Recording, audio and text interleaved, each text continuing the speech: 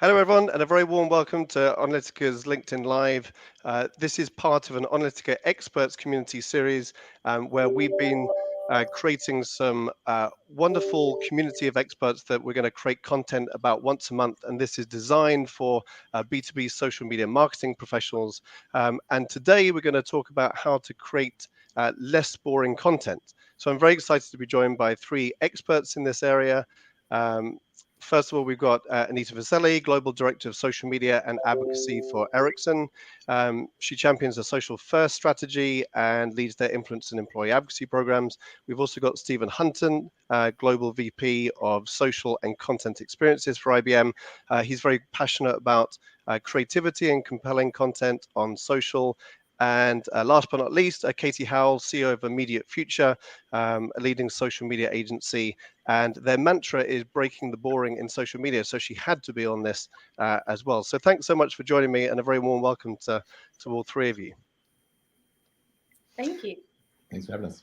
And just before I get the show running with all of their opinions and ideas, I just wanted to set a bit of the scene because we all know that this is a massive problem, especially in B2B.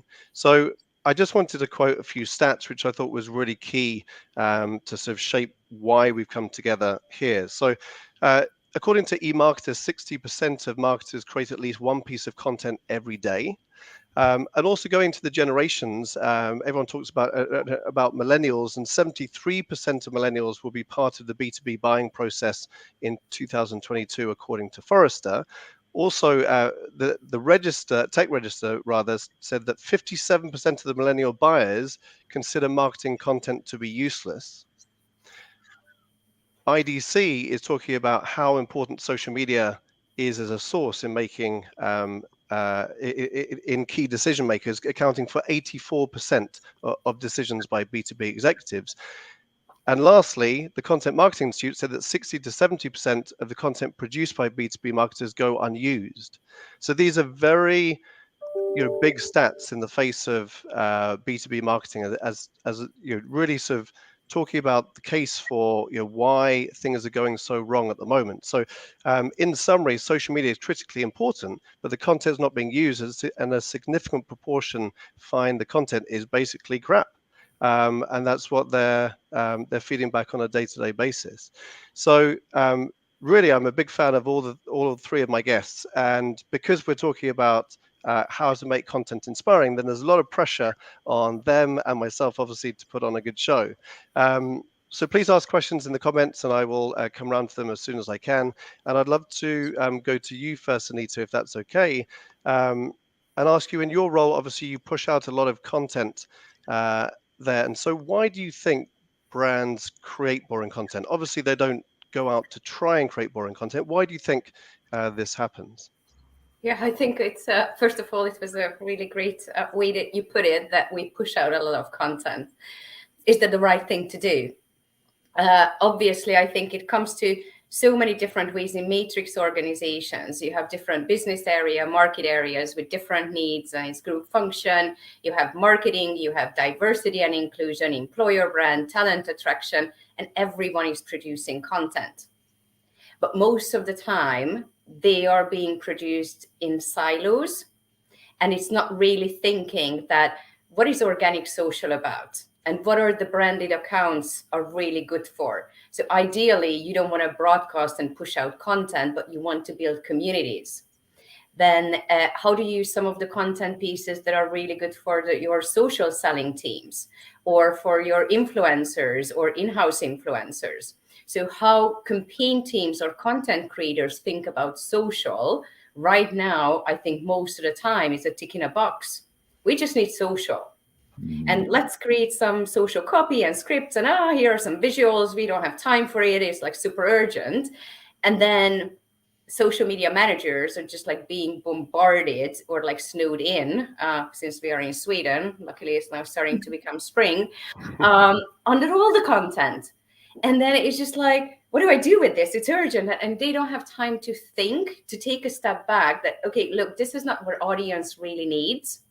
So it is really key that when we say it's audience first and social first, that we don't just say it, but actually they are also entitled and empowered to say that no, but this is what I recommend for you to do, and this is how people consume content on social. So in the organic feed, it's like, okay, we want to drive traffic to .com or something. It's like, but is that what you would do? Like, how interesting that content needs to be that you take that an additional step to really dive deep, instead of creating really that experience or building communities when they want to engage with branded content and they want to be part of that discussion. So in summary, the main challenge is that there's just so much being pushed at social, and social is the bottom of the food chain in lots of organizations. Yep. How would you build upon that, Stephen? Is that your experience, or what's your take on why brands? Yeah, I mean, I think it's a very similar take. I work for a very large organization with lots of different business units inside of it and thousands of people wanting to get their message out. And so it's a lot of like well-intended work, because we have information that we want our audiences to understand. We have announcements that we need people to see, but there's so much just being created. I mean, we create probably, I don't know, 45,000 organic social assets a year across the channels that we manage globally. And you start to really dig into the data, and you start to see the percentage of those that get 5 or fewer engagements. You're like, we're wasting an awful lot of time because we're creating things that the organization thinks our audience wants, but our audiences are consistently signaling that they don't really want that. But yet we can see other parts of data that's like, wow, when we talk about these topics or we show content in these types of form factors or whatever, that's when we actually move the needle with organic. And so one of the things we've been talking a lot about lately is just that I think IBM and a lot of very large enterprises are really very focused on being omni-channel, and we're really good at omni-channel. We put omni everywhere. Our message is on every single kind of thing: email, digital. We're doing stuff in search. We got stuff in social, our website, but we're not really great all the time at made for the medium. And I think that's where we've got to make this shift as creators, is to say, when we want to talk about a particular message, what does the audience actually want from us when we talk about this type of messaging on Instagram stories? That's incredibly different than what we would do in email or on TikTok or on LinkedIn or whatever, any of the places that we're trying to meet with audiences. So I think it really gets into how do we consistently get back to that notion of crafting content that's made for the medium. And that's a whole nother discussion on how difficult it is to operationalize something like that. But that's the right place to go, because that's where audiences need for us to get to if we're going to create content that they want to pay attention to. Yeah, I think you made some excellent points then. And Katie, you always talk about the audience. Whenever I've been on LinkedIn Live and everyone's having challenges, your first word is audience. So what's your? I'd love to get all three of your takes on where the problems lie at the moment. I know you've got a lot of thoughts on that. It's easy for us as vendors, maybe agencies, to be critical with brands, and obviously you work with a ton of brands. What would you say are the most important factors as to why this is going wrong? I think in a way, social is a victim of its own operations. In a way, is the low barrier to entry means that in a way it's treated with less appreciation for a strategy and a plan, and that leadership teams often don't pay it the same level of attention, particularly in enterprise organizations. And it is just seen as a broadcast channel as a consequence, which is, as Anita and Stephen have both said, it just means it just flies out. Oh yes, we'll put that on social type stuff. And the consequence of that is the silo teams produce stuff that is very much at the demand gen end. I need more webinar visitors. I need people to come to our stand at this trade show. And what happens is, by the time it goes up the spectrum, it gets very washed and rinsed, predominantly by brands slapping a few logos in and blah, blah, blah, and putting corporate images out. By the time it comes back to the social media person, who generally, even in large enterprise companies, has more than one job. They don't just look after social media. And most of the companies I speak to, the social media team is not a dedicated team, which means they're squeezing that in between 500 other things and then trying to get content out. So I'm being realistic, but it almost feels like we need to take a deep breath now and go, why are we doing this? Why? Surely there are better ways to make a living because it's having, exactly as Stephen says, it's having very little impact. Lots of people are working on it, and we're, dare I say it, busy fools. And I think there are better ways in which so these are a bit of a stop, deep breath, refocus what we need to do. Yeah, and I think you made some excellent points there. And the quarterly budget cycles and brands giving agencies or vendors money, and you're wanting to hit leads and obviously accepting the business. I suppose we're part of the problem. And I think taking that deep breath and stepping back is probably a really good idea. Please keep the comments coming. And glad that you thought there was a great point by Katie, Becky, about the low barriers to entry. So please keep the conversation going. I'll ask the panel any of the questions that you might want to ask there. I would love to switch to who's doing this really, really well, and then we can unpick, how B2B brands, especially tech brands, can change. So, Stephen, which brands do you admire? I know that you put a lot of posts on LinkedIn about this, and you got some feedback. B2C or B2B, who's killing it in terms of creating inspirational content out there? Yeah, I'll frame that how we were actually using that question in kind of redefining where we wanted to go with social as an organization. So context for us is like IBM has been kind of in social for a really, really long time. And what that had led to is a lot of channels being stood up, just kind of like inadvertently, like people just wanting to start things and put content out. And so over the years, we've been making a concerted effort at consolidating back down to a fewer set of channels that we know audiences are paying attention to. And so as we started to do this like really deep transformation last year, I asked my team and peers inside of the organization kind of simple questions like, who are social brands that you'd love to follow? Like, are there social brands that you actively go into the search bar and Twitter or LinkedIn or whatever, and you go look for their piece of content every day? Because that should probably be the North Star. Like, are we going to become a brand that people want to follow, that they love to experience our content? And so the ones that kind of stood out for me, like from a B2C perspective, was Nike, because I'm an athlete, I'm into fitness and all those types of things. And I just feel like with organic, their approach to social is to try and prove to me that they love running or they love training or they love whatever as much as I do. They're not really peddling me shoes, right? The shoe is on the athlete. You see it in the content. You'll notice it's the new one, but you're really drawn into the way that they tell stories and celebrate their athletes in like a really compelling way. And then from a B2B perspective, I've just like really loved Slack and their just approach to content on Twitter. I'm having a hard time with Slack personally in my work life right now. We're struggling together.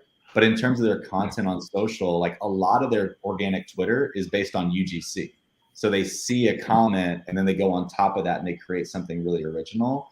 And so it kind of keeps you just in a very relatable space with them because they're finding comments that another user has said about the platform or a question, and then they're turning that into something custom. And I just love the way that they've been doing that. Amazing. Anita, who are the brands that inspire you? I was reflecting on that, and me personally, I don't really follow too many brands because I want to engage with people. So I think that is something that I'm also trying to rethink, that just as you said, Stephen, like, are there any brands that you are really strongly feel towards so that you want to see their content, or you rather engage with people, or how they are using like the user generated content or their employee generated content? Because the social branded accounts, they also have to cater for the value that the brand stands for. So it's not just marketing, but how do you convey the messages that it's we value people, that we are a compliant company, that these are we put people first, and it's work and life balance. How do you put that there? And instead of like saying a corporate statement, which is the boring, if you can show this through people, that they are really enjoying working here and what flexibility they are getting working at the company, you go so much further, just pretty much along the lines that as you said, Stephen. So I think that's the really key, that even on like branded accounts, how can you use more people? Not necessarily if you want a business deal, like really, anyone cares about it besides you.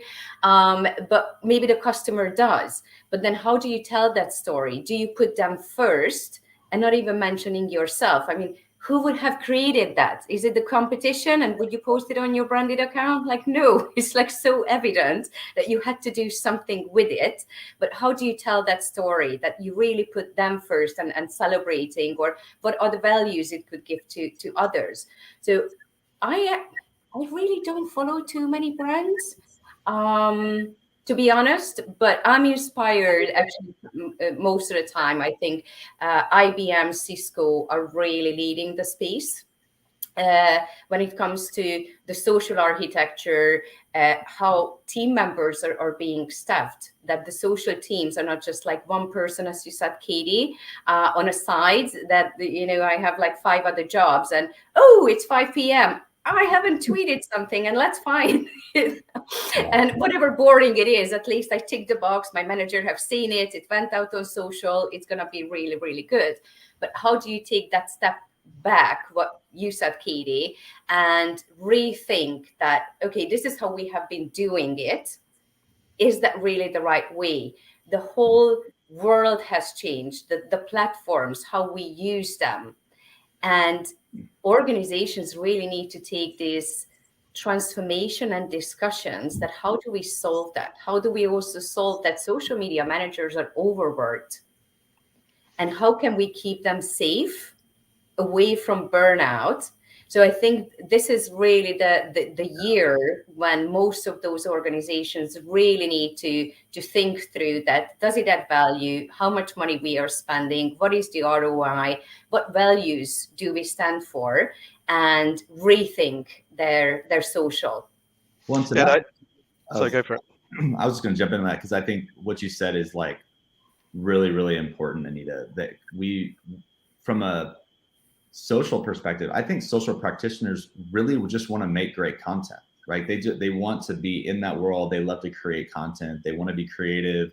They want to make work that matters, right? And yet we have so many resources, so much time, so much energy going into content because someone is asking them to do it that literally no one engages with. So it's a waste of your time as an employee to make a piece of content that no one engages with. Like, that's literally, you lost that time. You never get that back. And so like when we start to look at kind of what can a social practitioner be doing from a B2B perspective, I do think we're going to see a shift in them spending less time on branded channels and more time activating their internal advocates. Like we did some work last year with Nadal Kutbi, who has been on Tim's podcast before. And I reference this work all the time because we found that when we really leaned into the right stakeholders or executives inside of a specific market, we saw a marked level of engagement and traffic and registrations to things over what organic content can do. And so it's like, well, where would you spend your time if you're a social media practitioner in a market? Do you want them geo-targeting localized content through a branded handle? Maybe. But like, or would you rather them spend their time and their expertise helping an executive put that same message out to attend an event that they're going to get 5 to 6 to 10 times the amount of engagement that you could ever dream of from an organic handle? So I do think that it's less about us saying, how do you make content less boring through branded? It's also like, where should you just be making content, and what's the channel may not be a brand channel. It may be an influencer moving forward. Yeah, I love it that through the conversation you've had, you've basically killed my next 3 or 4 questions, because you've taken I sidetracked it, Tim. I'm so sorry. No, as in, it's perfect, because that was naturally where the conversation went. And I thought it was really interesting, Anita, that you went straight to the people and the values, and you almost didn't want to follow corporate brands. And I don't follow corporate brands either, but I know that a lot of people in my team love to watch Specsavers content or some of the retail, FMCG, because they're just humorous and they just love the day-to-day jokes, but they're also relevant, talking about politics. They're talking about all the sort of current affairs, sort of topical conversations out there. What's your take, Katie, in terms of which brands are out there doing really well? And then maybe we can go into more the UGC or the influencer employee stuff. So I'm not ready to throw the branded profile out the window just yet. I mean, there's two reasons.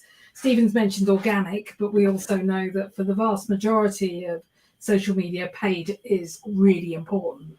But still, people put really boring content out on paid.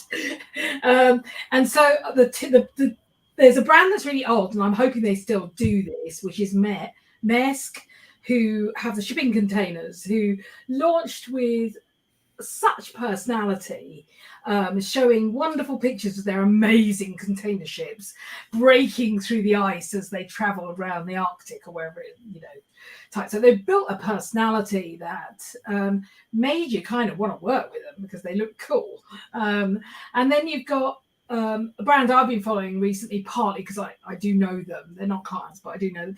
And that's Intuit workbooks, which is just really, they've done a really smart thing. And again, as you say, Tim, I love to talk about audiences. But when the pandemic started, they realized that their small business audiences were struggling. And so they stopped what they were doing and pushing, buy me kind of messages. And I actually went out with a whole series of these little live simulcasts with experts talking for half an hour. Started at 8:30, just when, somebody who runs their own business can watch them. Ran them for, I think, about 18 months, reaching somewhere in the region of 6.5 million small businesses over those years and building up these followings. Apparently, they had enough views of this to make it through 361 days of the year. So it was like 80% of the year's worth of watching video. And I think it is tantamount to... It's tantamount to them understanding that what their audiences needed then, being agile, of moving quickly, which you need to do in social. You need to work quite fast because things change, of recognizing what was needed then. And they just stopped it now because the world has moved on and we don't need it quite the same way. They're going out with new campaigns. And I think it was really smart and super clever of them. I know they've won several awards with this to get under the skin, because what they've done as a consequence of this last 2 years, and this is about long-term thinking, not trying to sell everything, is they've built up loyalty. They've become useful without producing white papers, which are my most hated things on this planet. Being useful, but being useful in the snackable, entertaining sort of way, and then and done the things that actually matter to their audience. And that's the fundamental that sits behind this. We rarely ask ourselves, why would this matter to our customer? Why would they give a shit? Excuse my French, it's an afternoon. But otherwise, why would they? Why would they? Because most of the time, me telling them to join a webinar or that I'm on stand 236 is an irrelevancy. Nobody cares about that, but they do care about the problems that they're faced with every day. They do care about the pain points and challenges that they have to deal with. And if you can bend your channel into your corporate channel into having more personality, to follow what the consumer brands are doing, it doesn't have to be humorous, but just at least have some personality. Stop being a wooden brick, wooden brick, clay brick. But you know what I mean? It's just have something. Any kind of brick. Any kind of brick. Bricks don't have personalities. Yeah, true. And I think that's that move towards having a greater personality, of thinking about what really matters to your segment, where those pain points are, listening to what they talk about on social, talking to your salespeople, talking to your customer success people, talking to people who are in the front, talking to your bloody customers. As marketeers, that's a great thing to do, and understand what really matters to them, and then you can get it right. I think that we're all talking about the same kind of threads, because what's been interesting is that Stephen and Anita, when you were talking about Slack and you're talking about the people and values, it's because it's UGC, it's because it's customer content. And Katie, you're obviously talking about customers and getting close to them and having audience-centric content. So if we all understand that, and we're all in social media, does social media as a function need to do a better job at leading here, or is it someone else that needs to take responsibility for why there's so much content pushed out? I mean, how can we provide practical tips for the audience to start, changing how this is happening? I mean, Stephen, what do you think? I mean, my perspective is that, at least where I am, that social cannot allow itself to be a victim. Like, you have to find a way to elevate the story and bring data to leadership that helps communicate the why of what we're going to choose to do. And so, like, because, people outside of social don't know what they don't know, in the same way that people outside of SEO or outside of comms or outside don't know what they don't know. But social's in an interesting place because everybody's got a Facebook page. So we all kind of think we know what we're doing. And yet we have reams and reams of data that shows, like, this is the type of content that works well. This is where we start to see engagement fall off. We post too many times in a day, too many times on a platform in a week. But are we doing a good enough job, like, having that conversation with other leaders, or are we just getting frustrated because they don't get it? It's like, so I think, like, one of my biggest kind of learnings from the last couple of years has been, I need to be a better leader. I need my teams to be better about bringing data forward that shows what's possible, and has, at the same time, a conversation about what's completely unrealistic, like what just is not going to work. Like, to Katie's point, like, some things just need paid, and even that may not be enough because the content's not good enough. And so, like, we need to be able and willing to go in and have a conversation with leadership to say, I just really don't think this is going to work. Let's talk about what might work. So, we've been reorganized into a number of teams that are all very focused on particular sets of IBM's business. There's like 5 of them that we're really focused on. And so the way that we've tried to change that narrative is, instead of, product marketing or whatever part of marketing coming to the social practitioner being, hey, I need you to make this social. We've got a webinar tomorrow. We've got a thing that's launching and we need you to tweet about it. It's like, well, come to us a little earlier and let's have a discussion about what are your goals? What are you trying to accomplish? And then give us like a couple days to come back with a perspective on what we think would really work well. Because we all have the same goals. We got to drive the brand forward. We need our item to be more relevant to our customers. We want to build demand and grow our audiences. Like, it's all the same thing, but we might have a perspective on how to do that a little better on social because we've been doing it for a while and you've got resources here. So I do think it's about education and conversation, like, first and foremost. And I just believe, like, if we want it to change, that it just starts with us. Yeah, and there's 526,000 employees, I think, if I'm right, at IBM, and 133,000 at Ericsson. So and if everyone feels like they've got some knowledge, that's obviously quite a hard ship to turn around. But potentially Maersk can do it by breaking through ice. So maybe there's some kind of analogy there that we can make. Anita, you're obviously very passionate about evolving the social media function. Should you just spend your job 100% going around senior management on an education road trip and change it up over the next few months, or bring all of them on an offsite, for example, and talk about the importance of social? I mean, how do you think social media needs to evolve to be able to lead the change that Stephen and you are talking about? I think Stephen had like really, really great points, because it's the education, but on different levels. So what your executive teams are really interested about, how for the executive leadership team is, whenever they are on social, how is that becoming a competitive advantage towards other companies? Because that's when they're gonna want to invest time. Otherwise, it's like, yeah, I should be on social. Can you just write this? And like, yeah, whatever is going to happen. But whenever you show that, and to your point, Stephen, when no, we just posted, and sometimes we do this A/B testing to also show it to others that what really works. Not the same message, but pretty much on the same content. One on the Ericsson LinkedIn page, which has like 1,300,000 followers. Plus on the CEO's LinkedIn profile, who has 15,000 followers. And I mean, his engagement is triple the time than the branded account. So which one is more effective, and also the comments that you are getting, like he's getting all the positive, we are getting the trolls, and it's just like, oh gosh. So what is the best way, and something that you need to show to them, that they also take social seriously and strategically, and what their role is.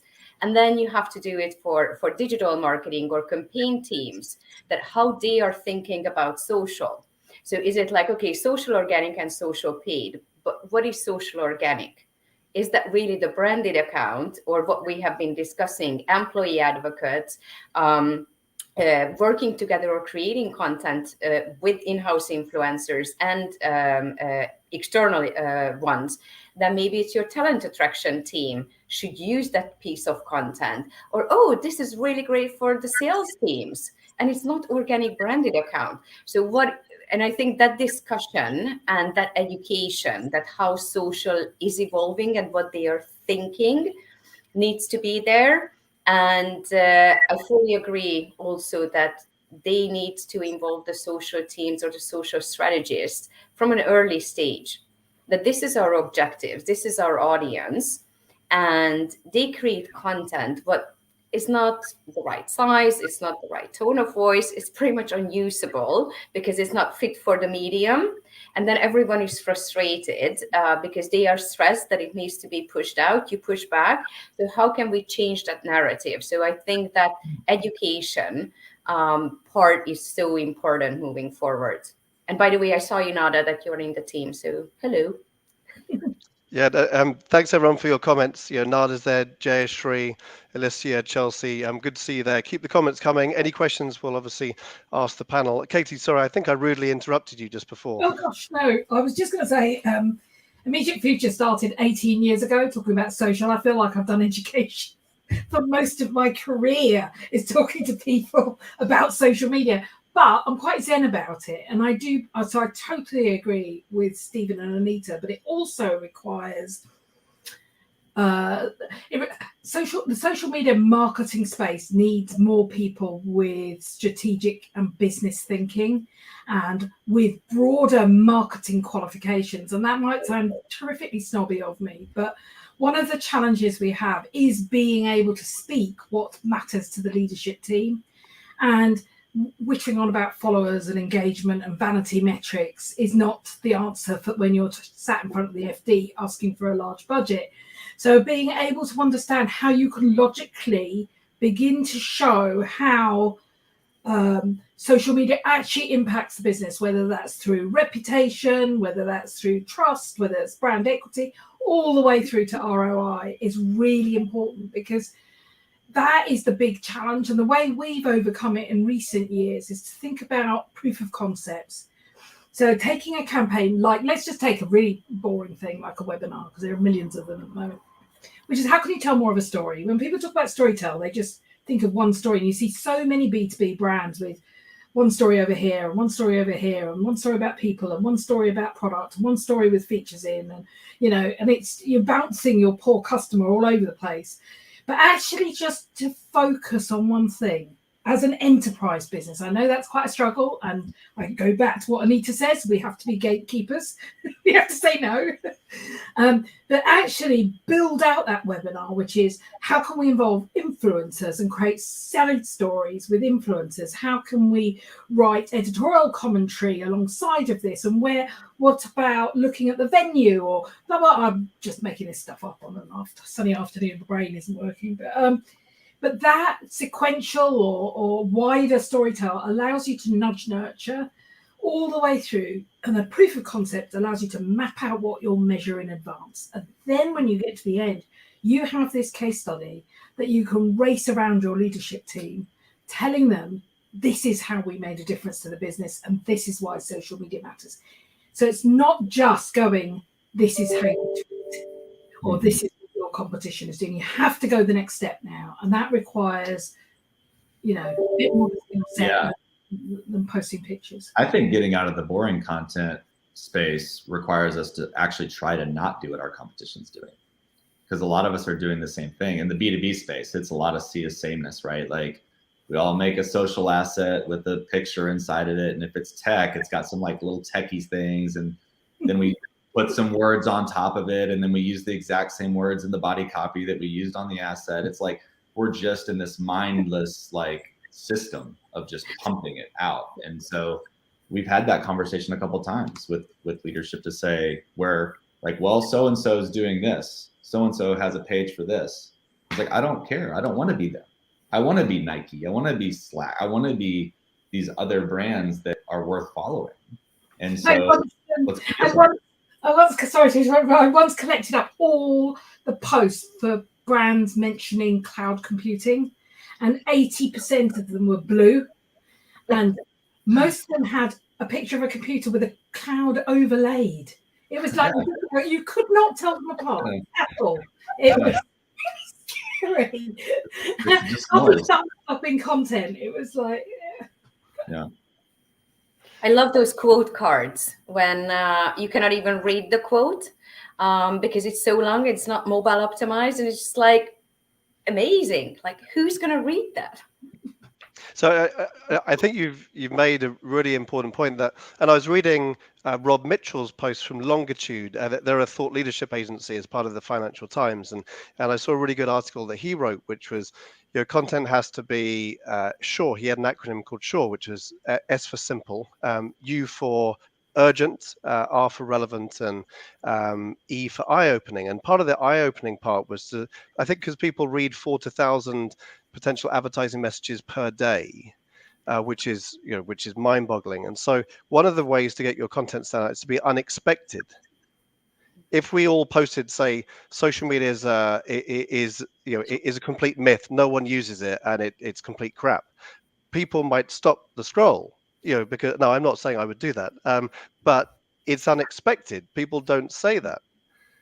So, is there something to what you were saying, Stephen, of like just trying to be unexpected, not trying to be obviously coming out with stuff that's reputational issues, but something which is totally unexpected from what people expect from a B2B tech brand, for example? Yeah, I think it's worth attempting to be disruptive at the right times, for sure. I also think like we've been really focused on this notion of, can we create content that actually looks like it was created in the native tongue of the audience? So like, for example, is we have an Instagram channel for IBM data, and like that content does not look like traditional B2B content. Like what that team does is they go into Reddit and Stack Overflow and they look for interesting trends that are popping up. So like an example might be weather patterns, or last year there was forest fires. And so then they went into IBM, where we have massive amounts of data with the weather company, and they found weather data related to forest fires, and they ran that through an IBM product and created data visualization about forest fires. And so it's like, that's the exact type of content you would see in the Data is Beautiful subreddit. So it wasn't about like, hey, IBM Cognos can help you navigate, weather data patterns with with speed and, efficiency. It was, here's how a data scientist actually likes to consume and communicate with content visually. And so like in that, we were being like pretty disruptive, I would say, against like the norms of like B2B content related to analytics. Yeah, I think that's great. We've talked a lot about influencers and employees and customers. So what role does the influencer marketing program, employee advocacy and customer advocacy program have to do with the solution? Katie, how important are those programs in trying to sort of change the nature of organic social to get away from that corporate brand account? Because you're also supporting corporate brands, and obviously it's hard to get both right. I think right now, trust and credibility are the most important factors, alongside memorability. And influencers B2B influencers give you both the opportunity for credibility as well as memorability, because they often have their own followings. But actually, it's not just reach. They can also be a really wonderful integration to deepen your content. For many brands, creating expert-led content is quite a challenge. It's not that they don't have their experts are busy being experts generally. So actually there's another area that can really be supported by having influencers to deepen content, to start to talk about specific areas like, I don't know, quantum computing or edge computing or what the latest is, that can actually help build that out as well as expand it to audiences, as well as give you trust. So I think there are several elements to working with B2B influencers that are slightly different from maybe the way we look at consumer influencers.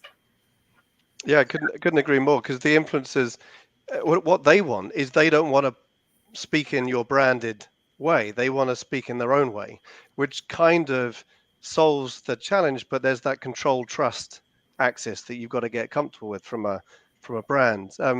Anita, would love to get your thoughts. You've obviously been running a lot of employee advocacy and influence marketing programs. How have they helped personalize the content in a way that, you know, drives the kind of people and values and the inspirational content that you want to push out? I think it's really setting the scene with the influencers and what you are also expecting from them, because so many brands, or some of them, are so used to that they need approval. This is what the brand wants them to say. Even their wordings, or whichever people could relate to, getting back to the boring one, the synergies of the processes, but no one really understands that what are they talking about. So I think it is really important that what your expectations are from them, that you don't necessarily just want amplification, that, oh, they are really good, because it's advertisement. It's also not good for their followers. It's not trusted. So if you start a partnership with them, that, okay, these are the demos, the products, the different research that the company has been working on. What do you think could be relevant for your audience out of all this data, and tell the story as you would? So pretty much just really sourcing that content for them, and then leave the content creation to them, that they can be credible for their audience. Because if they want to serve them and they are really proud of the content that they created, it's going to work for you as well. Other than, no, this was not the wording that we told you to do, and going through like 5 or 6 round of approval process. So I think letting that control, or repeating the corporate messages, that's not the reason why anyone should work with external influencers.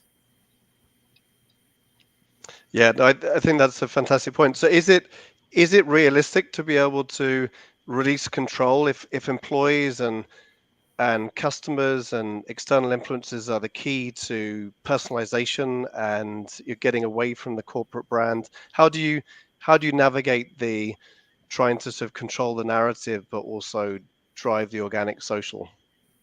I think it's really the kind of like the guidelines that people can keep repeating, that your employees' social media profiles are theirs.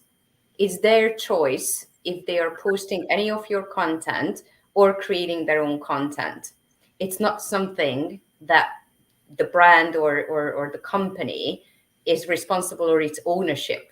So I see employer generated content or employee generated content as an earned piece, because they are giving the space and talk on behalf of the brand, or just sharing their expertise. Creating those guidelines that this is okay, this is not okay, is really helpful. And I think that's also enough for the external influencers, that you don't want to control them. You would like to guide them, that these are the corporate values, these are the topics that are okay to speak. This is a little bit sensitive, so maybe you want to skip that one, or just also based on listening. Now that on February 24th, I don't really want to bring that in, but the invasion started to Ukraine. And then brands had to reiterate, there are 65 million mentions on that one. Does anyone care about your content? Probably not. Is it the right time? What your company stands for, just like keep saying, or your marketing messages, or guiding your employees, that you might want to be respectful. You might want to choose what you post, or how you post it. Be mindful.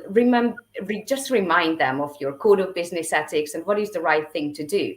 And that's it. And then you leave it to them. And if you see that someone is like really stepping out, not behaving, and it's really, really destroying your brand, then you have a conversation with them. But I think people are sensible enough that you can trust them. And that is really hard for some brands. But otherwise, you cannot control everyone. And I don't think that we want to control because then everybody's the same and we're going to be like so boring as well.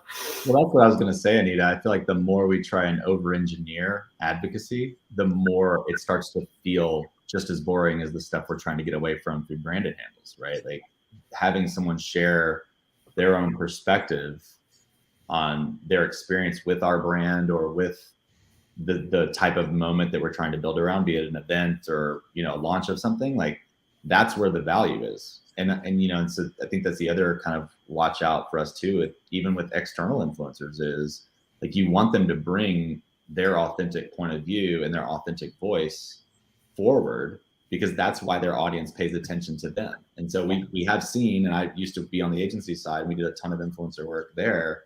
I've seen instances where the more controlling we were on the messaging, the like further below that influencer's typical benchmark for content, our content was, right? Like they get so many engagements per post, and then our thing goes out, but it's like laden with messaging and all the rules and regulations that we attach to their project with us. And it's like, well, it didn't perform. It's like, well, no, of course it didn't perform. They weren't doing them. They were doing their impression of us versus doing their authentic take, you know? So I think like we have to push for that with everything. It's like, how can we kind of get out of our own way and allow people to carry this stuff forward in a way that's creative and interesting?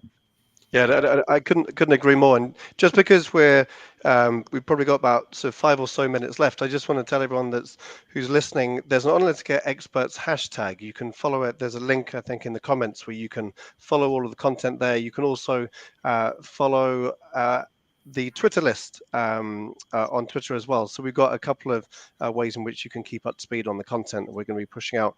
Content, or I should say creating inspirational content rather than pushing out content. Sounds boring, doesn't it? And obviously minus the corporate headshots, because we got a rap on the knuckles for having a boring social image. So that's obviously a note to self that we have to do better as well as a company. But just before we wrap up, I'd love to get one piece of advice from each of you about how someone in B2B social media marketing can affect the change which is needed. So Katie, would you be able to go first? I mean, what would be the takeaways or the advice that you would give?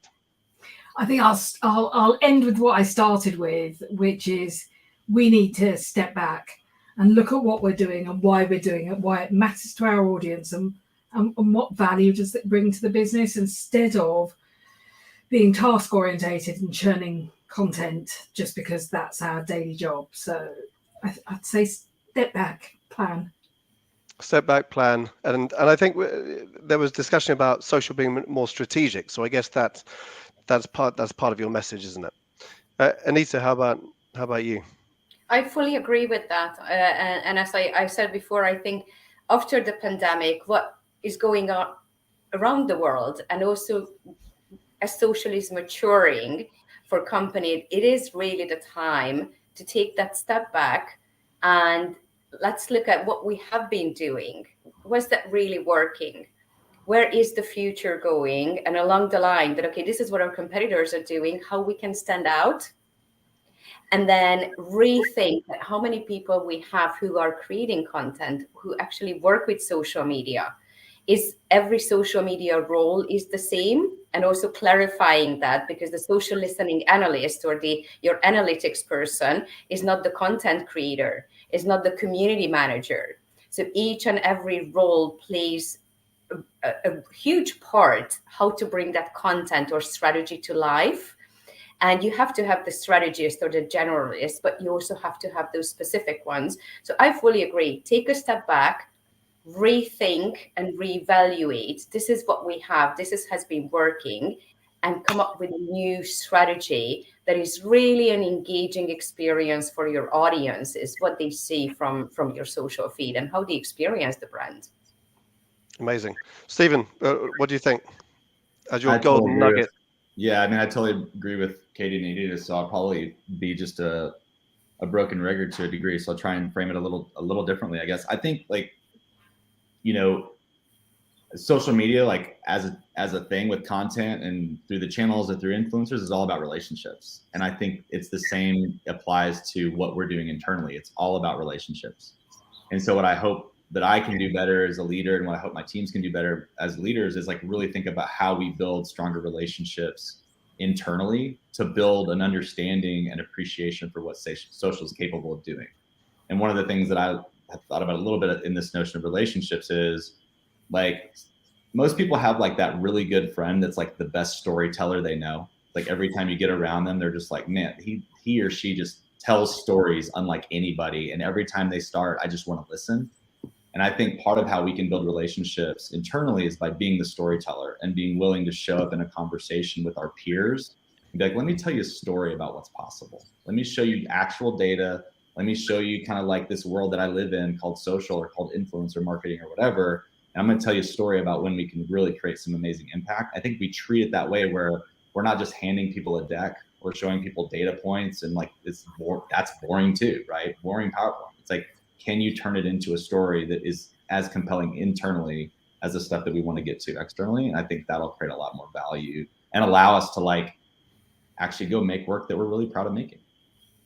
Great. Well, fantastic. I think that's an amazing place to finish. And so just to summarize, it's to take a step back. It's to be more strategic, use data, educate senior management, and build relationships, but focus on storytelling. And actually, I'd love to do another session on storytelling in the next kind of month or two. So I think that would be a great segue into building this content series, because obviously storytelling is so important. So I just wanted to thank all of you so much for joining me. I really enjoyed the conversation. I hope the audience got a lot out of it. I'm sure that they did.